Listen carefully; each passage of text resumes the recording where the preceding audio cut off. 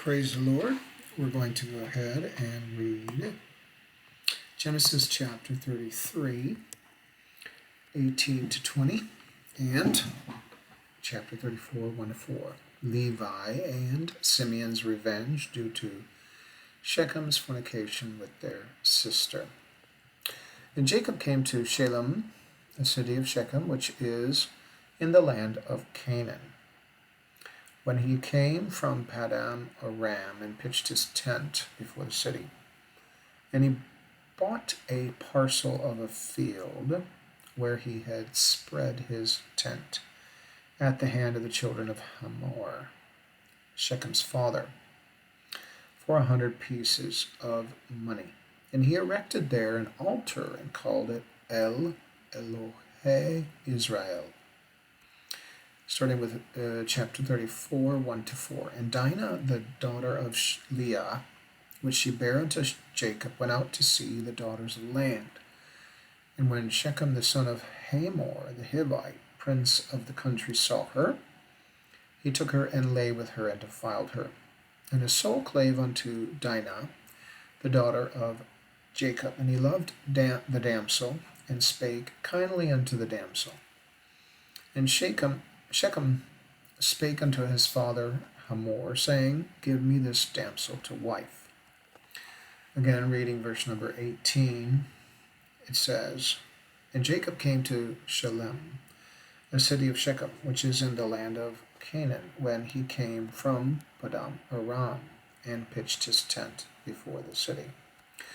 What seems to be interesting, though a bit confusing, is that Jacob had built a house on the east side of Jordan. But when he had gotten to a city of Shechem, he had only set up his tent. Of course, one thinks that he was not planning to stay long in the place where he had set up his tent. And we know not the entire time he spent in his house on the east of Jordan. Yet in order to build a house and build shelters for his livestock, it must have taken quite a bit of time. Jacob must not have felt so comfortable where he was at. For that reason, he had only set up a tent. It was before the city, so he knew that the inhabitants were those who felt it was their home. God had stated to Abraham that he would give the land to his descendants, but Jacob was not about to let them know that that was God's purpose and that they ought to leave. Instead, he set up a tent and bought some land there. One might question why he would buy land there, since God was going to give his descendants that land. A gift is something that one gets from God, and many might say freely and without purchase. However, Jacob might have thought it best to buy land, and he could possibly affirm that it was likened unto a gift from God. It is true that each of us gets sunshine, rain, water, the air to breathe. Those are likened unto gifts for everyone, whether they give God thanks or not. However, for God's people, he provides different promises and gifts, for example, to the church. Yet each may have their own gifts that God provides to them based on their seeking him.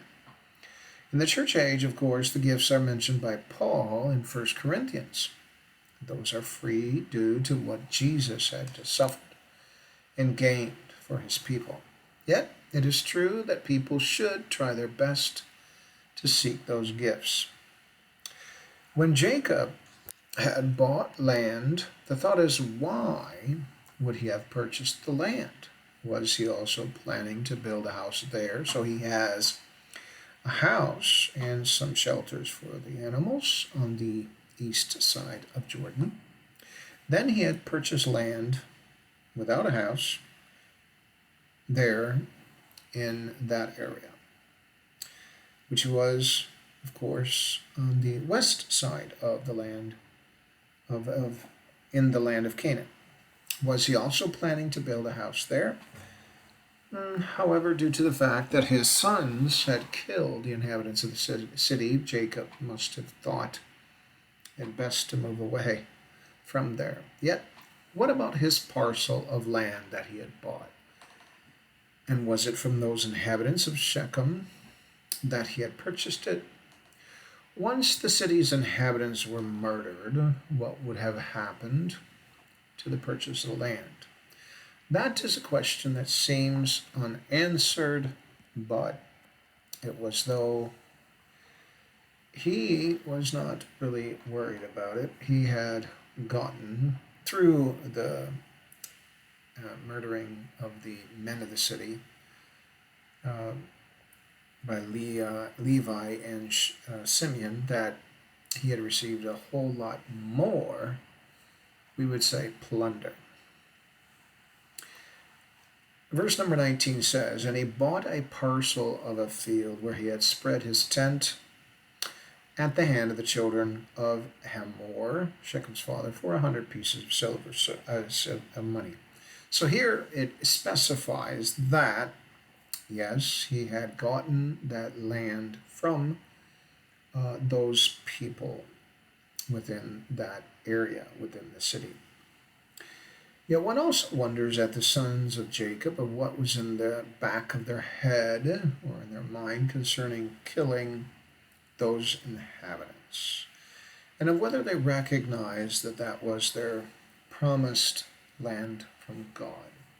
So it should have been given to them anyway. In their culture, they would expect the other people to abide by it, since God had said that it was going to be theirs. Further, one wonders at Jacob's mindset, too, of thinking that Levi and Simeon were wrong for what they did.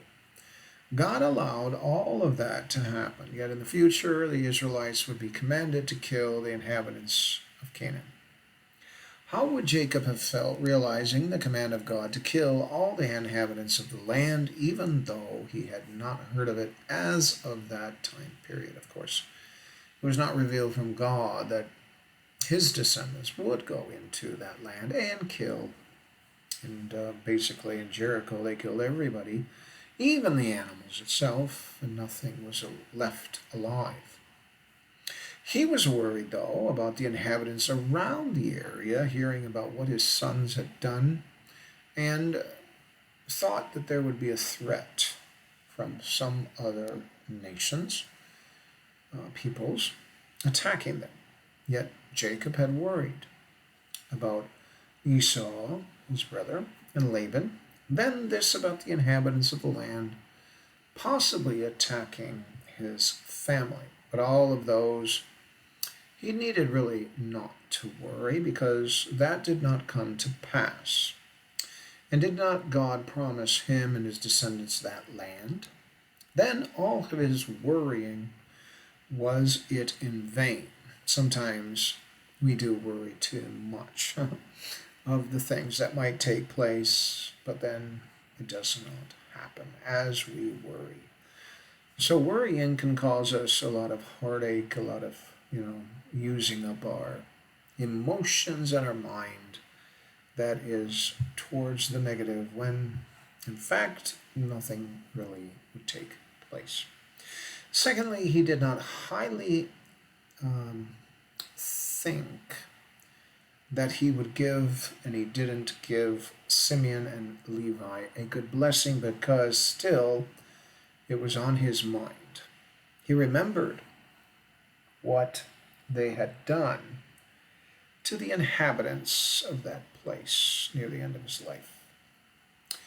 Yet how did this, we can say, possibly curse on their anger turn out in the end? The tribe of Levi was given the responsibility of working for the Lord, scattered throughout Israel. It worked out more, probably by God's own grace, for Levi that they had worked for all the tribes and throughout Israel. But it was in essence probably diverted from Jacob's so-called curse of the anger to a blessing for Levi and his descendants. Jacob was more worried about human intervention, we can say, into his life as a result of what Levi and Simeon had done. Yet, even though that was the case, God was still the protector. True, Levi and Simeon had anger as a result and fulfilled their wishes. Even killing innocent people, he had nothing to do with it. Only one person did. In the end, though, God used the tribe of Levi in a very special way. Thus, one wonders if Jacob's cursing of their anger was something that God was in it, or was he not in it? God does bring judgment upon a people for wrongdoing, and sometimes uses people to fulfill that judgment of God. The Bible may not always extend to us the will of God in situations such as Noah cursing for Ham's, in his viewpoint, wrongdoing, or Jacob's cursing of the anger of Levi and Simeon, just giving two different ones as an example. However, in the New Testament, Jesus had expressed his will, and that is not to curse. Instead, his idea was to bless others, even though that they even may persecute the people who are serving God. In verse number 20 it says, "And he erected there an altar and called it El Elohe Israel." Seems that Jacob was interested in making an altar to the Lord. He had made another altar during his life, at least, which the Bible indicates of him making an altar. No altars were made by Jacob, though, outside of the land of Canaan. Both were inside the land of Canaan. The first was in that parcel of land that Jacob had purchased from those of Shechem. He had purchased that land for 100 pieces of money. Nevertheless, his sons, Simeon and Levi, had killed the men of the city. Therefore, with no registry of any kind anymore from those people, the bought parcel of land could be assumed as theirs, along with the entire city. But they didn't stay in the area. Seems they left, and they basically left their parcel of land behind too. Or maybe they would claim it one day afterwards. So they have, at least Jacob's family does, have a house on the east side of the Jordan River. Then they moved and had a parcel of land where they set up their tent on the west side of the Jordan River, in other words, the land of Canaan. However, what is true, though, is that they had also gained so much of the plunder that they had gained much more than the money that they had paid for the parcel of land. So one could say the entire town was theirs to inhabit, but they chose not to inhabit there. Yet this idea was that, yes, Jacob should sacrifice there, offer up to God his worship. God, of course, was well pleased with Jacob, building an altar unto him. For that is also what Abraham and Isaac had done.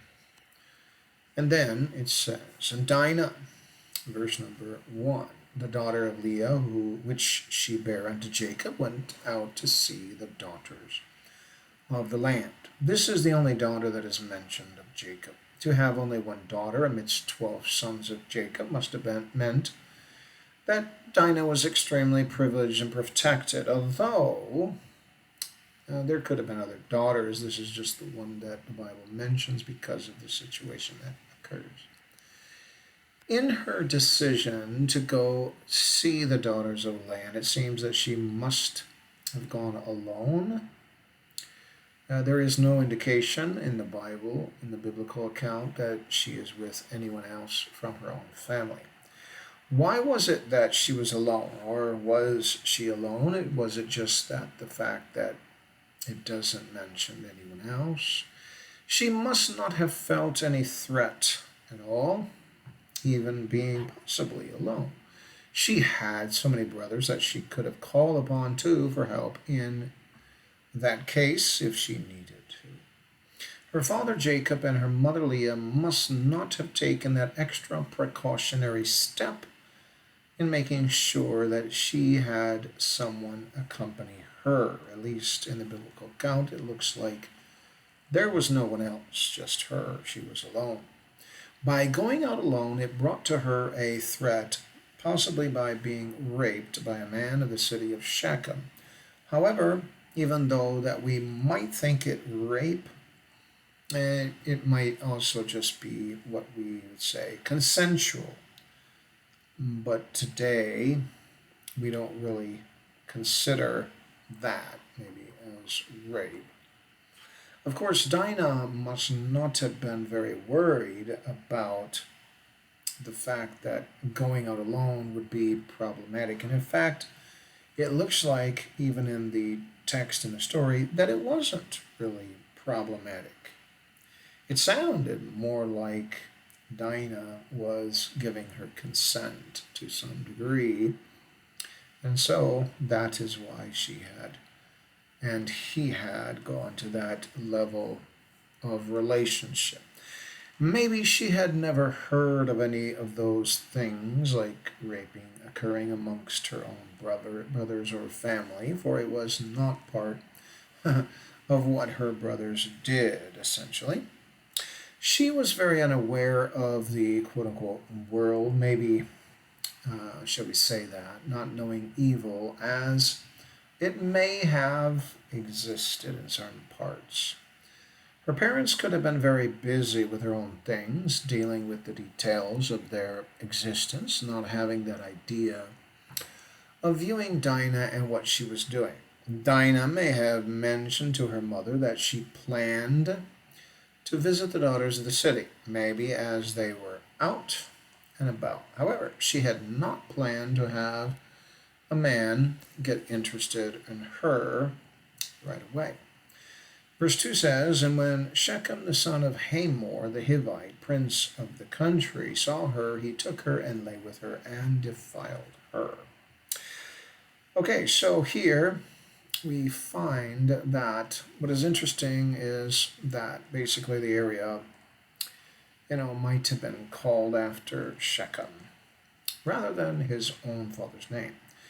The father must have founded that particular area, named it like after his son. That was common practice back then. Shechem also feels almost entitled, or at least we get that from the text, to whomever he laid eyes upon to do to the person as he wished.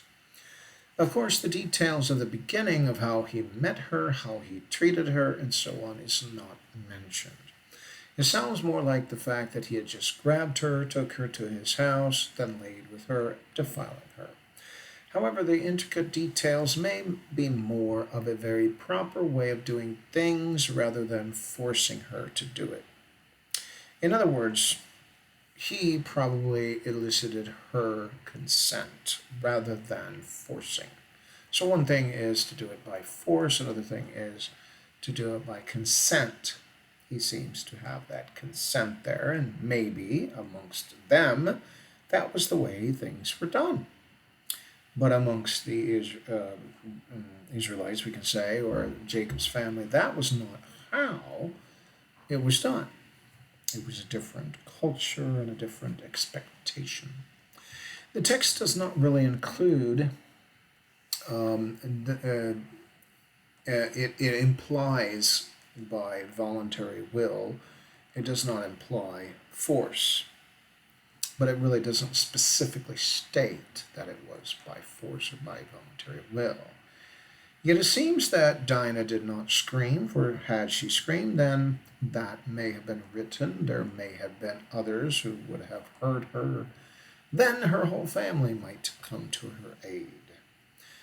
And then that may have also been written. There may have been others who would have heard her, and so on and so forth. However, it seems more like Shechem,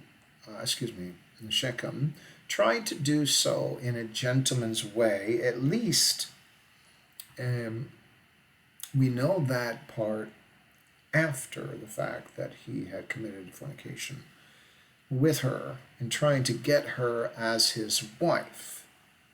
So that was kind of like in a gentleman way. Of course, fornicating with her was not, according to Jacob's family, a gentleman's way of doing something. When Shechem and Hamor, his father, had come to request Dinah become the wife of Shechem, that seemed in essence very gentlemanlike, but the action beforehand was not of Jacob's family's liking. They were eager to, though, get approval of the relationship, even though it was after the fact of having sexual relations. Shechem did not apologize per se, because maybe that's what he thought they did too. He did it his way by trying to get the family approval after Shechem had committed an act of fornication. Had Shechem asked for family approval first, bloodshed by the brothers would not have happened. Thus it seems that even though there was no Mosaic law written as of yet, still the family had that inclination built within them. It seems maybe like almost a moral code. However, as we know, even the Old Testament amongst the people of God, though it was written later, it did forbid fornication. Thus it seems the family itself must have believed and assumed that with Dinah, anyone who wished to marry her would first ask the family, or the dad principally. Instead, being Shechem as he was, getting, it would seem, what he desired, first took Dinah, laid with her. In my perception, Shechem was kind, loving to her, persuaded her to lie with him. Dinah accepted. Dinah, though, may not have thought about the consequences of that action. She couldn't, or maybe didn't, and couldn't and didn't resist emotionally. Had she resisted and said that Shechem should have first asked her dad, maybe if she had stopped it, then it would have also turned out differently. Thus, both were very intrigued with each other, it seems, and wanted something that the family would not permit. That is, not Jacob's family. However, who are those who suffered the most? Yes, of all the town of Shechem, or that area, had suffered. The men all died for Shechem's inappropriate actions, though Shechem may not have thought it inappropriate, but to Jacob's family members, they did. Jacob, though, was more patient than Levi and Simeon. It seems like they were kind of like the foreigners in the area, and so, as we do today, we do things according to whoever's quote-unquote land it is. However, even though it was not, per se, we can say it was not Jacob's land, except for the fact that it was promised to them. But in the viewpoint of men, it wasn't really their quote-unquote land, yet they did set up a tent there. So the question is, they must have been free to do so. The other brothers did not seem to consider murdering the men, but Levi and Simeon did. Well, again, they did buy the parcel of land, so maybe that is why they said, well, that is their land, their part in that particular area. Why would Simeon and Levi feel that way? Likened unto an obligation to, we can say, get revenge. Levi and Simeon were Dinah's brothers, both having the same father and mother. The others with that same case, father and mother the same, were Reuben, Judah, Issachar, and Zebulun. However, both Levi and Simeon may have felt more obligated, being the older brothers. Reuben, he didn't seem to be that way. They both had it could have been also that Simeon and Levi both felt a better relationship with Dinah, and then felt quite a bit of sympathy for her, while the other brothers may not have been as close to her. When people, of course, have a better and a closer relationship, when someone does that other person wrong, it reverberates to the others who are close to them. They feel the same type of wrongdoing. As Dinah's brothers, they really felt as though they should react. Their father was, in their eyes, probably not eager to revenge her. The other brothers, probably the same, but Levi and Simeon had felt that obligation to get revenge for the sake of her close sister. In one sense, though, the enemy would like to do that to another person, but God intervenes, and he might even do as Levi and Simeon in destroying the population and get his own revenge. That is seen with Abraham when he was in Egypt, and that was seen among the descendants of Jacob when the Israelites went out of Egypt. God himself had killed many Egyptians for the sake of Israel and for their liberation. And even with the Ark of the Covenant being in another country's area and land, God even did do some things that were not, seemingly that would happen, but it did happen to their country. People also suffered for it. Jacob may have felt that they had, that is, Levi and Simeon, acted out of their anger in a way that he did not feel justified. Yet the question is, what did God really feel about it? What was his idea of it? Did God punish them in any way? In verse number 3 it says, And his soul clave unto Dinah, the daughter of Jacob, and he loved the damsel, and spake kindly unto the damsel. Here, this particular sentence actually declares, if one reads between the lines, the love of Shechem for Dinah, because Dinah was lured into acceptance of Shechem, she may have been just as guilty, one could say, of allowing him to commit fornication with her. There was no rejection, no resistance. It may have been a passion that both had felt for each other. It may have even been that first love or love at first sight. The Bible does not mention anything about whether Shechem had other wives or if Dinah had been the first of his desire. Whatever the case may be, the brothers obviously were not happy with it, and it were as though they did not approve of Shechem, who they probably thought felt entitled to do as he wished with Dinah and get away with it. Probably in their culture or society, they probably had such permissiveness, but Jacob's family was much more in line with respecting their father and the culture that they had been brought up in. It also states that Shechem had spoken kindly to her. Nothing is mentioned concerning Dinah's feelings towards Shechem, but it can be assumed she must have felt some sort of love too, an attachment to him. She probably wished that her family would accept, and when they did, she was probably expectant.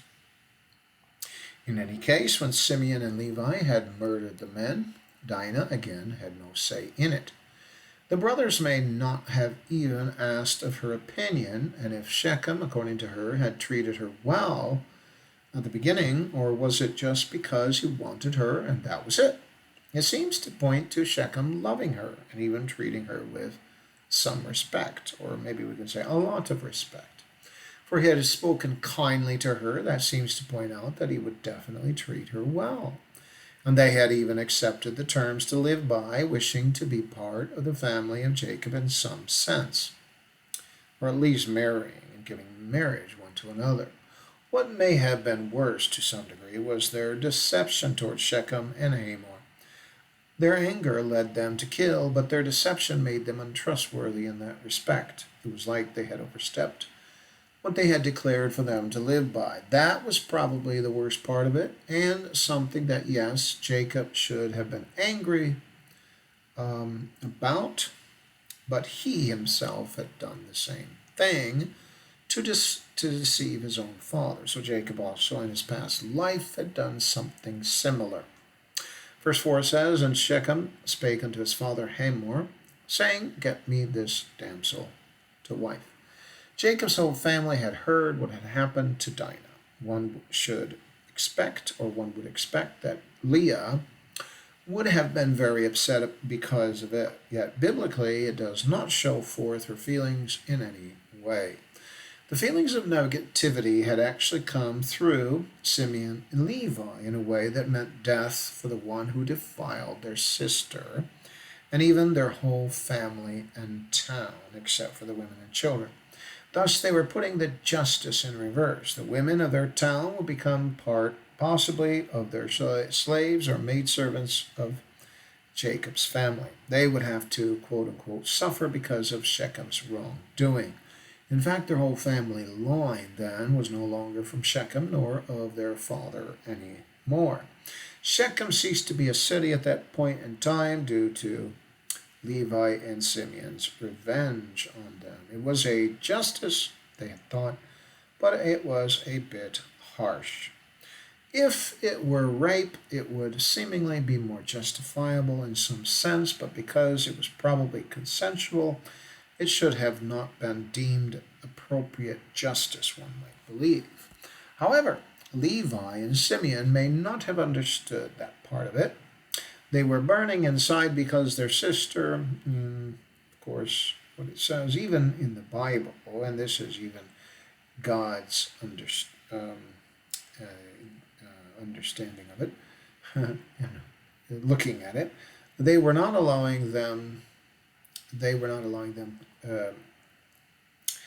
So they were burning inside, so they did not allow them to receive, not to receive justice done. In other words, they were